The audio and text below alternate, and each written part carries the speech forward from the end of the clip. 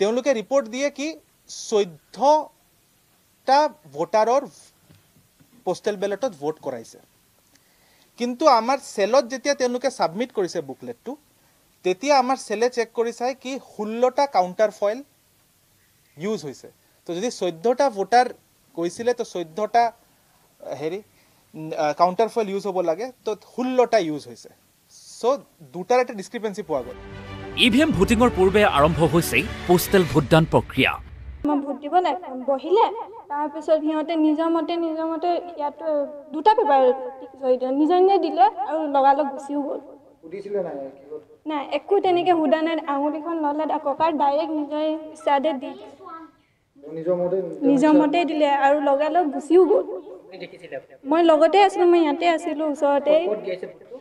ভোটটো মই দেখা মতে পদুম ফুলত দিলে এটাই দিলে পদুম ফুলত দিলে আৰু গুচি গ'ল ককাৰ নাম জন জেমছ এবসেন্টি ভোটাৰৰ যেটো হোম ভোটিং প্ৰক্ৰিয়া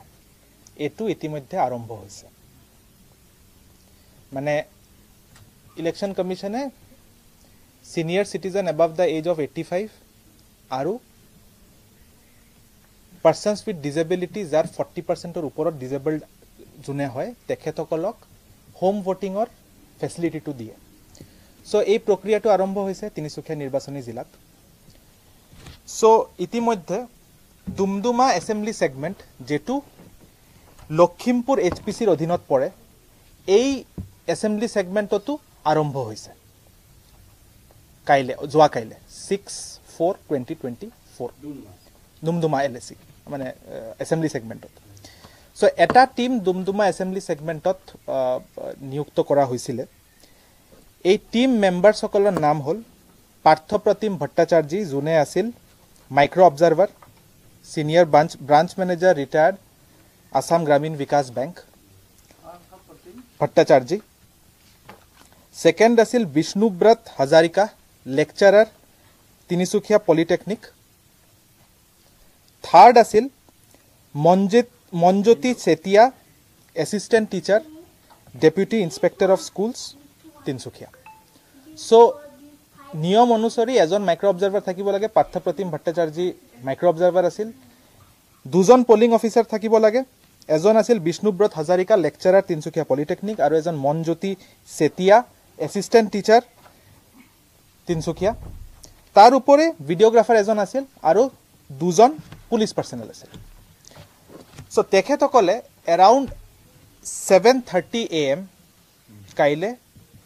পোষ্টেল বেলট যেটো দুমদুমা এসেম্বলি সেগমেন্টৰ কাৰণে যিকেটা মানে লিষ্ট আছে লিষ্ট আৰু হেৰি পোষ্টেল বেলট কেটা আমাৰ পৰা ইস্যু কৰাই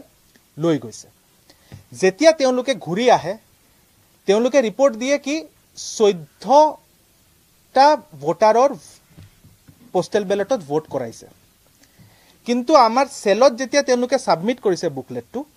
তেতিয়া আমাৰ সেলে চেক কৰি চাই কি 16টা কাউন্টাৰ ফয়েল ইউজ হৈছে তো যদি 14টা ভোটাৰ কৈছিলে তো 14টা হেৰি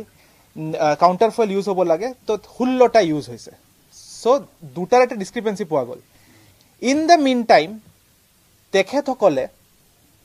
নিজে ৰিভিল কৰিলে কি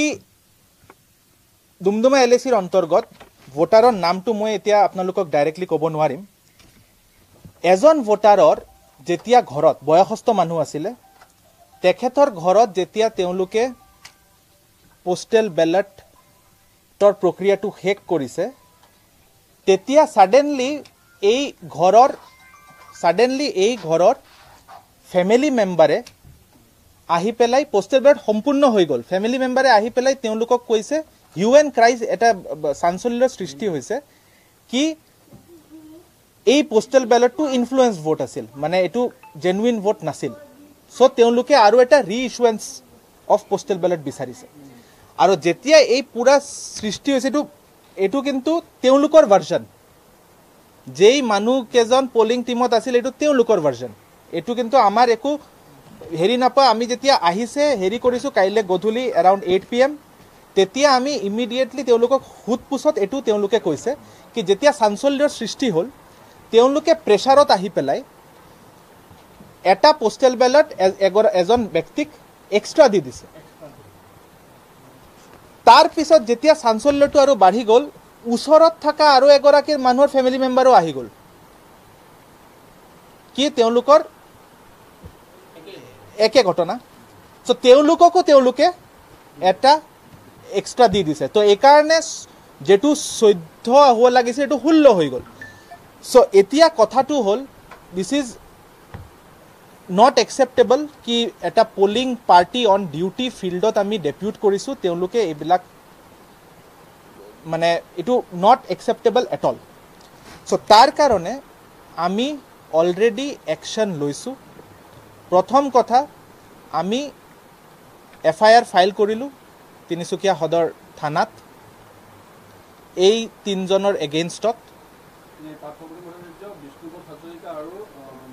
yes they are the responsible persons so তেওঁলোকৰ এগেইনষ্টত এফআইআৰ ৰুজু কৰা হ'ল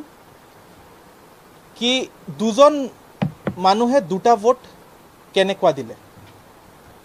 দুই নম্বৰ কথা হ'ল কি তেখেতসকলৰ যেটো পেৰেন্ট ডিপাৰ্টমেন্ট বিকজ এটো ডিসি এস্টাব্লিশমেন্টৰ মানুহ নহয় তেওঁলোকে এডুকেশন ডিপাৰ্টমেন্টৰ মানুহ তেওঁলোকে টেকনিক্যাল এডুকেশনৰ মানুহ সো আমি এইচঅডিক লিখিলো কি ইমিডিয়েটলি তেওঁলোকৰ এগেইনষ্টত ডিসিপ্লিনাৰি প্ৰসিডিং এনকোয়াৰি কৰি স্টাৰ্ট কৰিবলৈ এটা high level magisterial enquiry under Shri Javed Arman ADC Tinsukia আমি অলৰেডি ইস্যু কৰিলো জাভেদ আৰমান আৰু ফোৰ্থলি এই কেজন চাৰিজন এই তিনিজন ব্যক্তিক আমি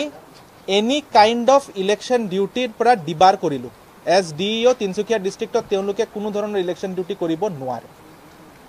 সো এইটোৱে আপোনালোকক সবকে মই অৱগত কৰিবলৈ ইয়াত এই